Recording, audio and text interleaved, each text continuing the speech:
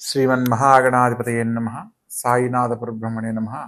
విశ్వకర్మ పరబ్రహ్మణే నమః. సదానింబవృక్షస్య మూలాదివాసాత్ సుధాశ్రావిణం దిక్తమప్యప్రియంతం తరుం కల్పవృక్షాదికం సాధయంతం నమామీశ్వరం సద్గురుం సాయినాథం.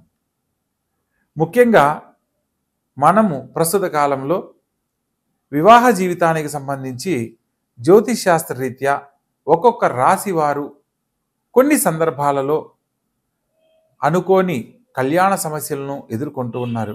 కొందరి జీవితాలలో కళ్యాణం కాలేదని ఒక సమస్య అయితే, కొందరి జీవితాలలో కళ్యాణం అయిన తర్వాత సమస్యలతో ఇబ్బంది పడుతున్న వారిని మనం చాలామందిని గమనించాం.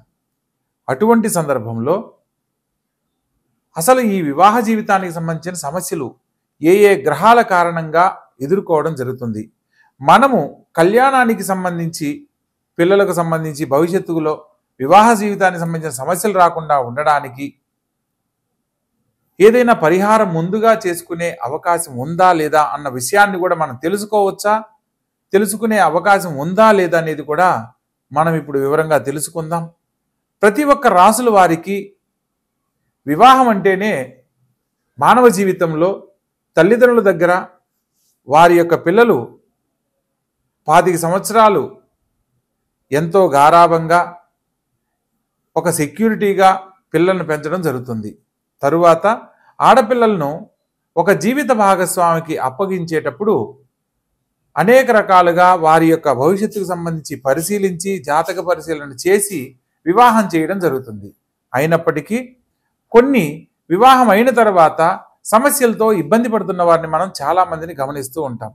అటువంటి సందర్భంలో వివాహానికి సంబంధించిన సమస్యలు ఎదుర్కోకుండా ఉండాలి అనంటే కళ్యాణానికి ముందు ఏ ఏ గ్రహాలకు ఏ ఏ రాసులు వాళ్ళు ఎటువంటి పరిహారాలు ఆచరిస్తే వివాహ జీవితంలో సమస్యలు లేని జీవితాన్ని పొందుతారు అన్న అంశాన్ని మనం వివరంగా తెలుసుకునే ప్రయత్నం చేద్దాం.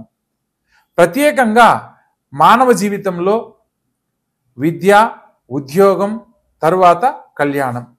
ప్రతి తల్లిదండ్రులు మంచి విద్యను అందిస్తారు. ఒక మంచి ఉద్యోగాన్ని కల్పించడానికి విద్య ద్వారా మనకు అన్ని రకాల సదుపాయాలు అవకాశాలు కల్పిస్తారు.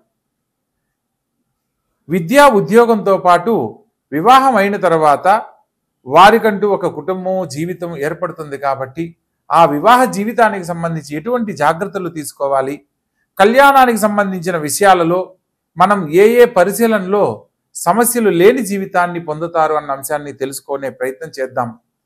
ప్రత్యేకంగా ప్రతి ఒక్క కళ్యాణానికి సంబంధించి ప్రతి ఒక్కరి జీవితంలో వివాహానికి సంబంధించి వధూవర పొందనలు పరిశీలించేటప్పుడు వధూవర గణనమేళ చక్రం అని ఒకదాన్ని పరిశీలించి దాంట్లో అష్టకూట వర్గం అంటారు. 8 రకాల పాయింట్లలో అంటే నాడీ కూటము, భగుట కూటము, రాశి కూటము, నక్షత్ర కూటము, వశ్య కూటము, ఇట్లా 8 రకాలను పరిశీలించి 36 పాయింట్లకు 18 పాయింట్లు వస్తే కళ్యాణానికి అనుకూలమని, 18 పాయింట్ల కంటే తక్కువ వస్తే కళ్యాణానికి అనుకూలం కాదని, కళ్యాణము 18 పాయింట్ల కంటే ఎక్కువ వస్తే చాలా ఉత్తమోత్తమైనదిగా భావిస్తూ ఉంటారు. కానీ జ్యోతిష్ శాస్త్రం ప్రకారము ప్రతి ఒక్కరి జీవితంలో వివాహానికి సంబంధించి వీరికి వివాహం చేయవచ్చు అని తెలుసుకోవడానికి ఒక సాధారణ పట్టిక మాత్రమే. ప్రత్యేకంగా సప్తమ స్థానాన్ని, కలత్ర స్థానాధిపతి ఉన్న స్థానాన్ని బట్టి మాత్రమే వివాహ జీవితంలో వారు ఎటువంటి స్థితిగతులు పొందగలరో వివరంగా తెలుసుకోవడానికి అవకాశం ఉంటుంది అనేది జ్యోతిష్ శాస్త్రం పరిజ్ఞానం ఉన్న మాలాంటి వారు మాత్రమే దీని గురించి పరిశీలనలో వివరంగా తెలియజేయడానికి అవకాశం ఉంటుంది. జ్యోతిష్ శాస్త్రంలో మనకు ఏదైనా ఒక పంచాంగం కొన్నప్పుడు అందులో వధూవర గణనమేళ చక్రం అని వధువు యొక్క పట్టిక నిలువుగాను వరుడి యొక్క పట్టిక అడ్డంగాను నిర్మాణం చేసి అందులో కొన్ని సంఖ్యల ఆధారంగా ఈ యొక్క లైన్కి ఆపోజిట్ లైన్లో వరుడి యొక్క నక్షత్రాన్ని బట్టి ఒక సంఖ్యను కేటాయించి వీరికి ఇన్ని పాయింట్లు వచ్చాయని చెప్పి చెప్పడం జరుగుతుంది. కేవలం పాయింట్లతోనే వివాహ జీవితాన్ని నిర్ణయించకూడదు అన్న సత్యాన్ని తెలుసుకొని వివాహానికి సంబంధించి వారి ఇరువురి జాతకాలలో సమస్యలు లేని జీవితాన్ని అందించాలి అని అంటే ఏదైనా జాతకంలో దోషాలు ఉన్నప్పుడు దోషాలను ప్రత్యేకంగా వాటి యొక్క పరిహారాలను ముందుగా తెలియజేసి ఆ తర్వాత వివాహం చేయడం వల్ల సమస్యలు ఉండవు అనేది తెలుసుకోవాలి. ప్రత్యేకంగా మనం ఇన్ని రకాలుగా చెప్తున్నాం. పాయింట్లను బట్టి పరిశీలన చేస్తాం. అదేవిధంగా జ్యోతిష్ శాస్త్రంలో జాతక చక్రాన్ని బట్టి పరిశీలన చేస్తాం. కానీ మరొక తెలుసుకోవాల్సిన విషయం ఏంటంటే, ఎప్పుడైతే ఆడపిల్ల మెచ్యూర్ అవుతుందో, పుష్పవతి అయిన తర్వాత ఆ రోజు ఉన్న నక్షత్రము చేసుకునే భర్త నక్షత్రం ఒకటి కాకూడదు. ఇది జ్యోతిష్ శాస్త్రంలో సప్తమ స్థానాన్ని బట్టి మనం చెప్పడానికి లేదు. అదే వధూవరుల గణనవేల చక్రాన్ని బట్టి చెప్పడానికి లేదు. మనం ఎన్ని రకాలుగా చూసినప్పటికీ కూడా ఈ యొక్క విధానంలో కూడా అమ్మాయి యొక్క మెచ్యూర్ అయిన రోజు ఉన్న నక్షత్రము చేసుకునే భర్త నక్షత్రం ఒకటి కాకూడదు. అలా ఉన్నప్పుడు మాత్రమే వివాహం చేయాలి. అదేవిధంగా జన్మలగ్నానికి ఆ అబ్బాయి కానీ అమ్మాయి కానీ పుట్టిన జన్మలగ్నానికి అష్టమ లగ్నం అనేది వివాహానికి పనికిరాదు అన్న అంశాన్ని తెలుసుకొని వివాహం చేయాలి. ఊరికినే ఏదో పాయింట్లను చూసేసి వీళ్ళిద్దరికి కళ్యాణం సెట్ అయింది, అమ్మాయి నక్షత్రానికి అబ్బాయి నక్షత్రం సెట్ అయింది అనేది సరైన పద్ధతి కాదు.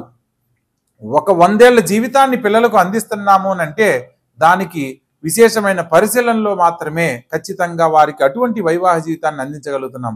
పూర్వకాలంలో కుటుంబంలో జాతకాల రీత్యా ఒక పెద్దవాళ్ళు అటు 7 తరాలు ఇటు 7 తరాలు వాళ్ళ యొక్క వంశాంకురాన్ని పరిశీలన చేసి ఆ ఇంటి పిల్లను కళ్ళు మూసుకొని వివాహం చేసుకొని సుఖ సంతోషాలతో జీవించిన వాళ్ళు ఉన్నారు. ప్రస్తుత కాలంలో 36 పాయింట్లకి 33 పాయింట్లు వచ్చి 3వ రోజు విడిపోయిన వాళ్ళు ఉన్నారు. మా అమ్మాయికి జాతక చక్రం చూసామండి, 36 పాయింట్లకి 33 పాయింట్లు వచ్చాయి, చాలా అద్భుతమైన సంబంధం అని చెప్పి అంటారు. కానీ కరెక్ట్గా ఒక నెల గడిచేసరికి ఏమిటోనండి మంచి సంబంధం అని చెప్పి చేశాము, అబ్బాయి మంచివాడు కాదు, అబ్బాయి వాళ్ళ కుటుంబం మంచిది కాదు, అబ్బాయి వాళ్ళ తల్లిదండ్రులు మంచిది కాదు అని వెంటనే ఇలా మాట్లాడుతూ ఉంటారు. కొందరు తల్లిదండ్రులు అయితే ఎన్ని సంబంధాలు చూసినా పిల్లలకు కుదరట్లేదని సిద్ధాంతం తెలిసిన వారి దగ్గరికి వచ్చి, గురువుగారు ఎలాగైనా మా అమ్మాయికి చాలా అంటే 1.5 సంవత్సరం తర్వాత ఈ సంబంధం వచ్చింది, ఎలాగైనా మీరు ఓకే చేయండి, మా అమ్మాయికి పెళ్లి చేయాలనుకుంటున్నాము అని చెప్పి అంటారు. ఇక్కడ వీళ్ళు తీసుకునే తొందరపాటు నిర్ణయాల వల్ల వాళ్ళకేదో అవమానం జరుగుతుందనో, పెళ్లికి పోయినా మీ అమ్మాయికి ఇంకా పెళ్లి కాలేదని ఎదుటి వాళ్ళు ఎవరు అడుగుతున్నారని గనక ఆడపిల్లకు పెళ్లి చేస్తే ఆ పాప సమస్యలతో ఇబ్బందికరమైన జీవితాన్నే పొందుతుంది. ఎందుకంటే అక్కడ ఏదో ఒకటి కాదు సంబంధం చేయాల్సింది. ఆ అమ్మాయికి ఒక 100 ఏళ్ల జీవితాన్ని ఇస్తున్నామనంటే 1-10 సార్లు ఆలోచించి చేయాలి. ఇక్కడ తొందరపాటు నిర్ణయాల వల్ల కొందరి జీవితాల్లో సమస్యలు ఎదుర్కొంటుంటే మరికొందరి జీవితాలలో వివాహానికి సంబంధించి ఈ యొక్క వధూవరుల గణనవేల చక్రాన్ని చూసి మా అమ్మాయికి ఈ సంబంధం ఓకే అవుతుందండి, చాలా బాగుంది, అబ్బాయి వాళ్ళ కుటుంబం చాలా బాగుంది అని చెప్పి చేసేసి తర్వాత ఇబ్బంది పడుతున్న వాళ్ళని మనం గమనిస్తూ ఉంటాం. ఇక ఇటువంటి సమస్యలు రాకుండా ఉండడానికి ప్రతి ఒక్కరూ కూడా ఈ యొక్క వీడియో ద్వారా కొన్ని విషయాలు ఒక్కొక్క రాశుల వారిగా తెలుసుకునే అవకాశాన్ని కల్పించాలనే సంకల్పంతో ఈ యొక్క వీడియో చేయడం జరుగుతుంది. ప్రతి ఒక్కరూ ఈ యొక్క వీడియోని చివరి వరకు చూడండి, మరిన్ని వివరాలు తెలుసుకోండి. మీకు ఏదన్నా సందేహాలు ఉంటే కామెంట్ రూపంలో తెలియజేయండి, వాటి మీద కూడా మరిన్ని వీడియోలు చేయడం జరుగుతుంది. ప్రతి ఒక్కరి జీవితంలో ఆనందకరమైన జీవితాన్ని వివాహ జీవితం ద్వారా అందించాలనే మా యొక్క ఈ ప్రయత్నంలో చూసిన ప్రతి ఒక్కరూ కూడా దీన్ని తెలుసుకొని మరికొందరికి తెలియజేసే ప్రయత్నం చేయండి. ఇక ఒక్కొక్క రాశుల వారిగా మనం వివరంగా తెలుసుకుందాం. కుంభరాశి. ఈ యొక్క కుంభరాశి జాతకులకు ఇండిపెండెంట్గా ఉండడం చాలా ఇష్టము. ప్రత్యేకంగా ఇంటెలెక్చువల్ అంటారు, ఖచ్చితంగా మాట్లాడే స్వభావం కలిగి ఉంటారు. వీరితో ఎంత నీతి నిజాయితీగా ఉంటారో వారి యొక్క జీవిత భాగస్వామితో అంత అన్యోన్యతతో ఉండడానికి అవకాశం ఉంటుంది. ఎక్కడైతే వీరి యొక్క ఇండిపెండెన్సీకి ఇబ్బంది కలిగినా, వీరిని తక్కువ చేసి మాట్లాడినా, అది భర్త కావచ్చు భార్య కావచ్చు, వారు తీసుకునే ఖచ్చితమైన నిర్ణయాలు ఎటువంటి నిర్ణయం తీసుకోవడానికి కూడా వెనకాడని పరిస్థితులు ఎక్కువగా ఉంటాయి. సప్తమ స్థానంలో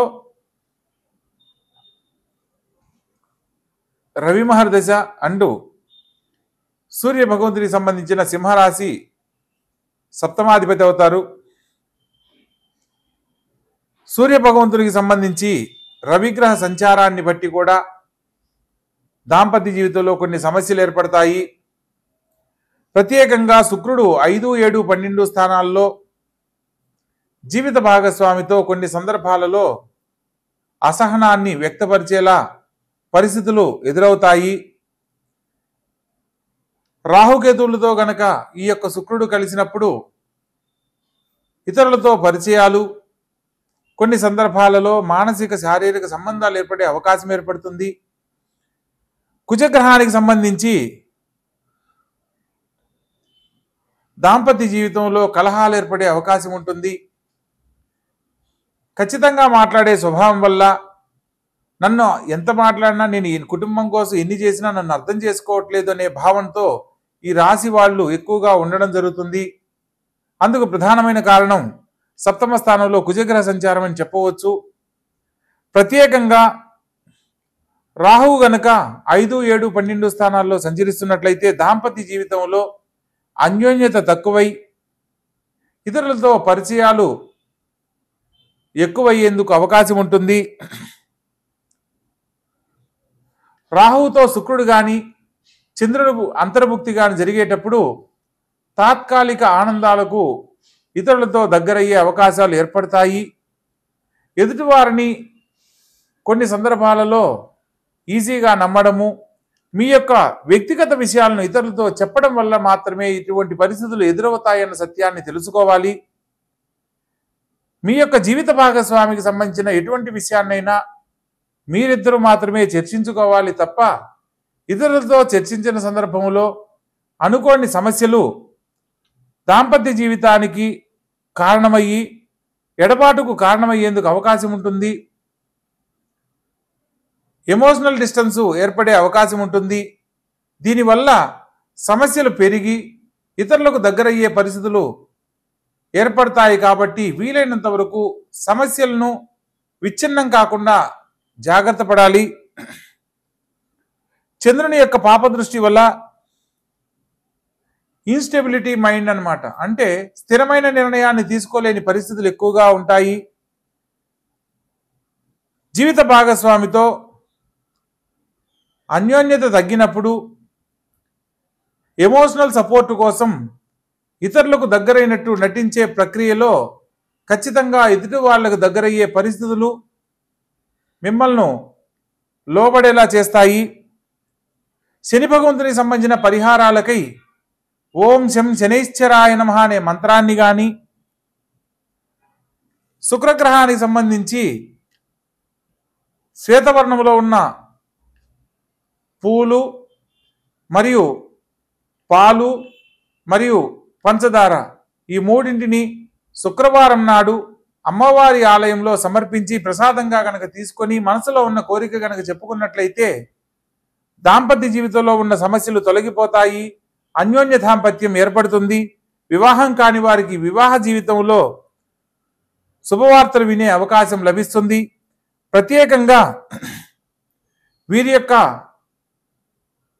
మెంటల్ పీసు కరెక్ట్గా ఉండడానికి మెడిటేషన్ లాంటివి లేదా ప్రతినిత్యము దేవతారాధన చేసే ప్రక్రియను అవలంబించడము,